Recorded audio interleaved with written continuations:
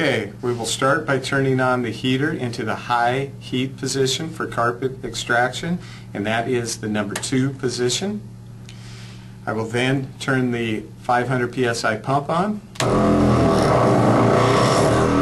which will be followed by the vacuum motors.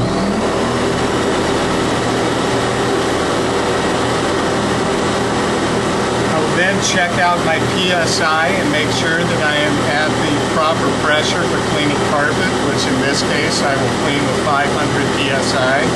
That is achieved by pulling the trigger on the wand, and we are operating at the proper level.